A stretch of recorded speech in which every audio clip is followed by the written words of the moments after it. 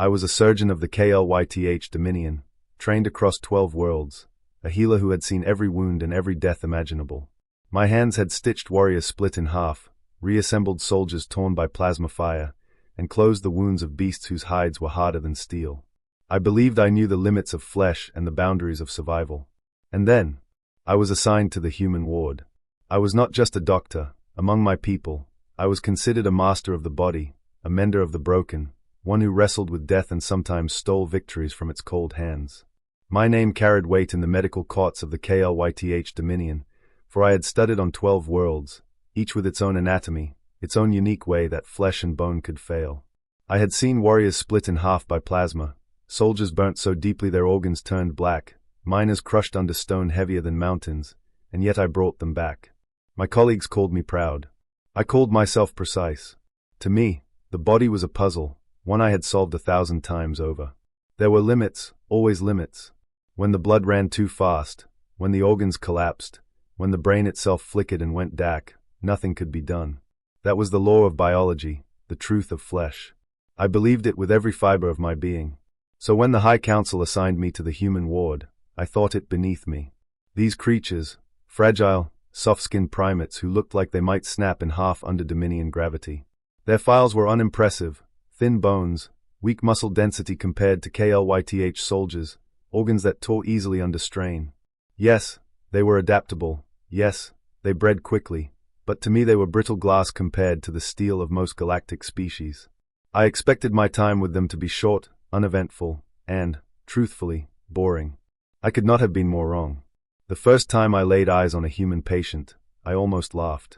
They carried him in on a grave stretcher, his chest split open from shoulder to rib cage, lungs exposed, half his blood soaking the sheets beneath him.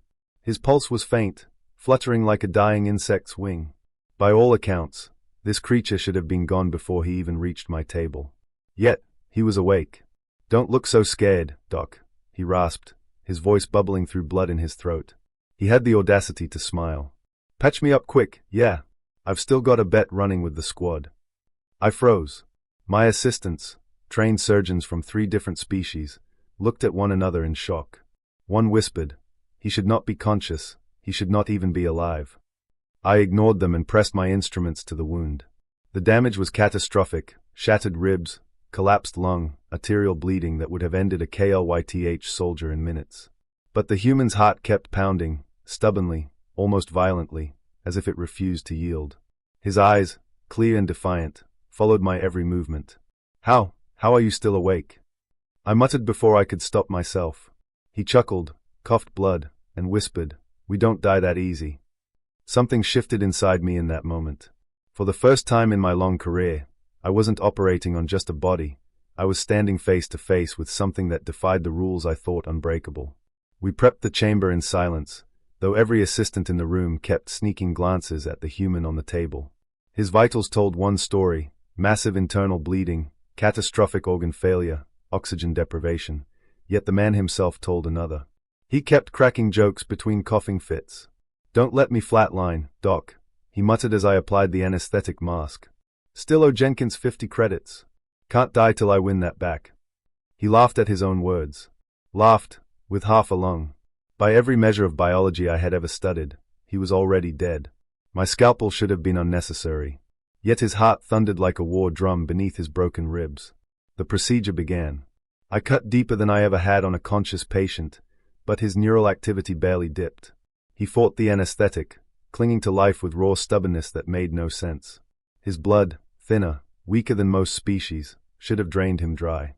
Instead, clotting agents surged like floodgates snapping shut, sealing tears faster than my assistants could suction them.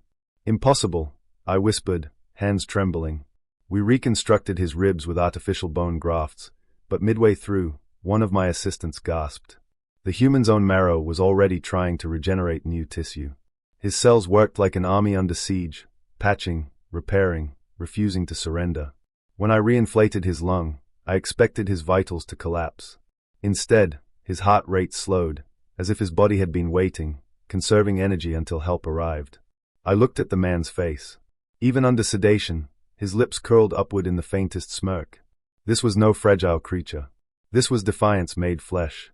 The operation should have left him comatose for weeks, months, even. By Dominion standards, the body simply doesn't come back from wounds like his.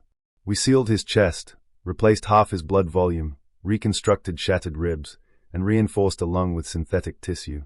He should have been clinging to life on the edge of oblivion. Instead, less than 24 hours later, I entered the recovery chamber to find him sitting upright. He waved at me. "Morning, Doc. Food he tastes like recycled sludge, by the way. Got anything stronger?" My assistants nearly dropped their tablets. One hissed, "He cannot be awake. His cells should still be in metabolic shock." But awake he was. His vitals were stronger than the day before.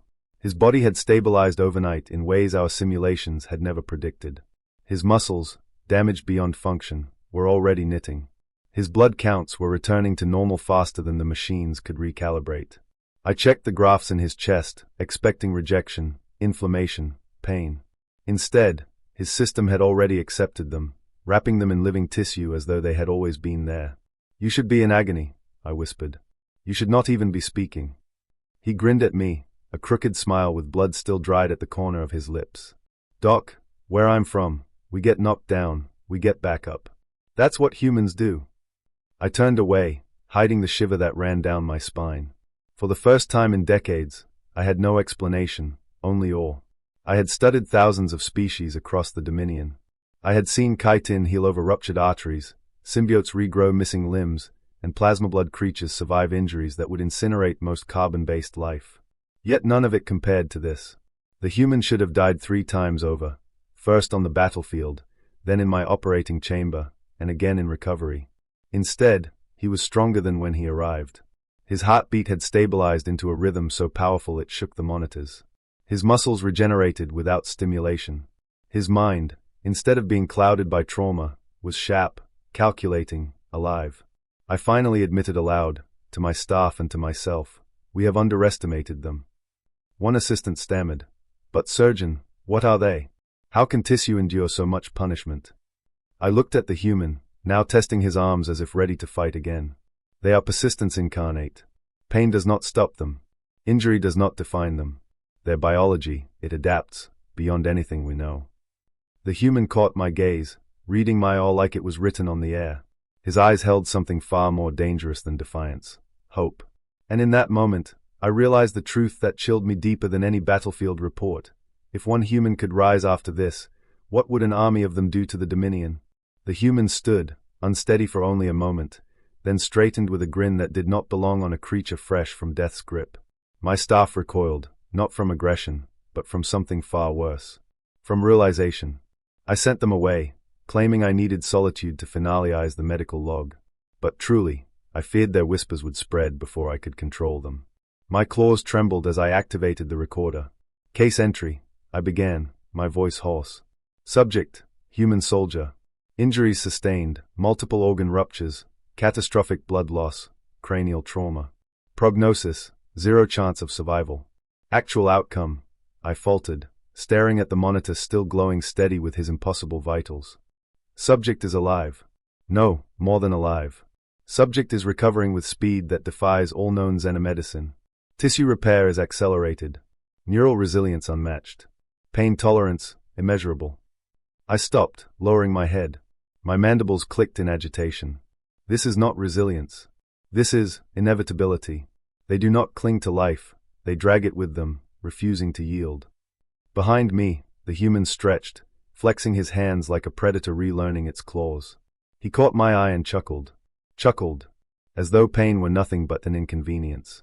I turned back to the recorder and whispered what I dared not say aloud to the Dominion Council.